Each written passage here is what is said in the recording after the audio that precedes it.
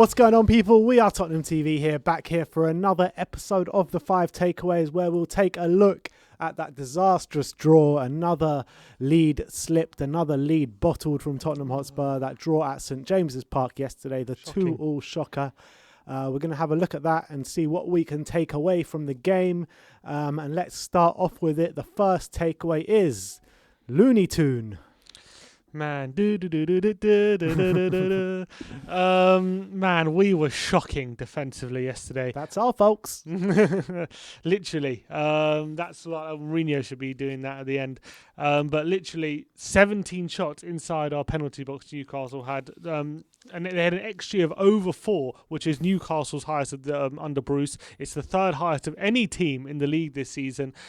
Spurs conceded 22 shots, which is the most we've conceded in any match this season, and against a Newcastle side without St Maximam and without Callum Wilson is truly shocking. It truly is shocking, and I don't care if they have their tails up or they're looking to battle relegation. It's irrelevant. Tottenham have more quality on the pitch than Newcastle yesterday, and the fact that they got outplayed is down to how we set up, and it was absolutely shocking. Absolutely shocking.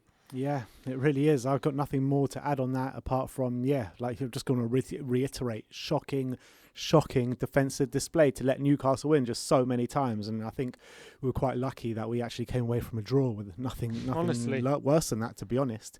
But anyway, let's move on to the second takeaway, and that second takeaway is KANE reliant. Yeah, so everyone knows how reliant we are on Harry Kane, and it proved again yesterday. He had half of our shots yesterday, Harry Kane, and Spurs overall had an XG of 2.44, and Harry Kane accounted for 2.17 of that. So only 0.27 of the XG that we had was not Harry Kane, and that is a lot. That is a vast majority, and literally no other player had much of a goal threat apart from Kane. And Ndombele did well creatively in setting chances up for Kane, but as opposed to shots on goal, really lacking. And with the quality on the pitch with Lo Celso there, Ndombele there, obviously Vinny was on for the first half, and Son was on for the second half. Someone needs to be adding a threat apart from Kane, and it's unacceptable that we're so reliant on him. Yeah, and it's kind of been a theme all season, to be fair, with him and Sonny. The goals have dried up with Sonny of late, and now it literally is only Kane, which is a very, very worrying theme, to be honest. And it's even more worrying seeing as Kane could potentially leave over the next 2 years or so. So our over-reliance on Harry Kane is very worrying. We need other players to be chipping in. And, a player that was chipping in Gareth Bale just seemed to be completely out of favour now since that Arsenal game, which is also quite worrying. Yeah, I agree.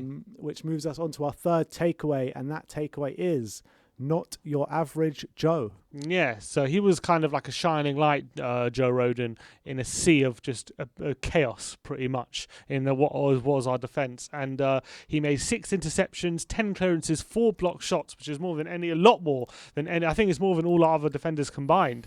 So he really did have an impressive display. He really stood up to be counted. Sanchez gave all the ball away 21 times compared to Rodon's 5 times. So that really showed the night and day between the quality and possession. I really thought a lot of the times when Newcastle were coming into our box, or they were getting crosses in the box, he was usually the one to really take responsibility and head the ball away or make an interception and be aggressive, whereas the rest of the defence really weren't. So a good display by Rodon, and it's a shame that the other players weren't really on his level. Yeah, no, 100% agree with that. Joe Rodon did look a level above all our defenders on the pitch yesterday.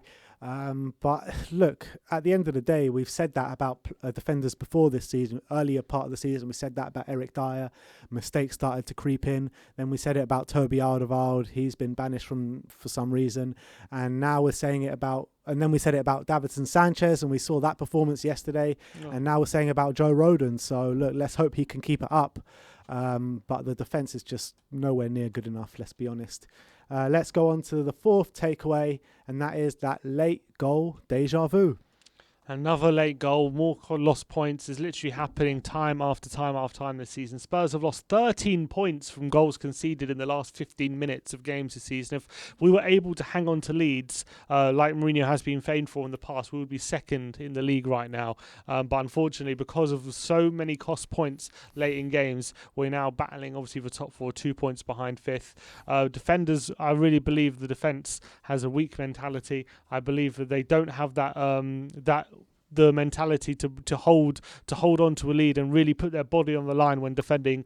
But Jose as well, you have to say, the way we're set up, it puts too much pressure on the defence, and it allows too much encouragement for the opposition to put pressure on the defence. And yes, individually when the goals are conceded, they're all highly preventable, but when they're having to deal with so many situations, maybe it's more likely these mistakes are going to occur. So I think both defence and the manager have to take blame for that.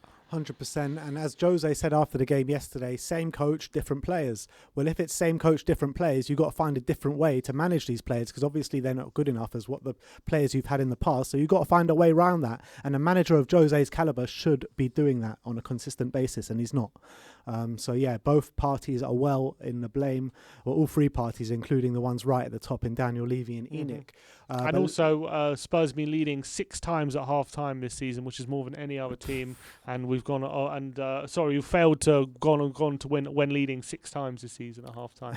Shocking. If the season had finished at half-time of every game, we'd be sitting second in the league. Yeah, we're sitting second as well. So we really have a major problem, which is a big issue that we need to sort out. All right, and the last and final takeaway, the fifth takeaway, we're going to be looking ahead. Yeah, so it's in terms of where we are for the end of the season, obviously 8 games to go and a cup final to go from now to the end of the season. Tottenham currently sitting 2 points off 5th, although we could sit 7th after games tonight, depending on the results of West Ham and Everton. With obviously Tottenham mathematically still well in the fight for top 4. However, in terms of performances on the pitch and in terms of the atmosphere growing in the dressing room, it's looking increasingly unlikely Tottenham will be playing Champions League football next season. Comparing Poch's last 30 games to Mourinho's last 30 games. Poch's last 30 games, he won 11, lost 12 and drawn 7, scored 42 and conceded 35, getting 45 points. Mourinho's 30 games this season, we've won 14, lost 9, drawn 7, scored 51, conceded 32 and have 49 points. So we're 4 points better off, but what direction we're actually moving in as a club is definitely a big question mark and definitely up in the air. And although the numbers have slightly improved, you wouldn't really say the team has improved or the performance has improved. So it's interesting to see what we can take from that. But I think overall, I don't think we've declined, as some people have said, but we definitely haven't improved, and that's the crux of the issue. At the end of the day, if you stagnate in football, that is going backwards. And I think that's what's happened to us. I think we've been stagnating for far too long now. So when you've got teams around us, I know this season has been a bit different, but they will improve this summer. That's a certainty. So I think that when you've got teams around us all improving, it means we're going backwards, and that's what's exactly been happening, in my opinion. When you're looking forward and 2 points outside the top 4, which is not too bad at all.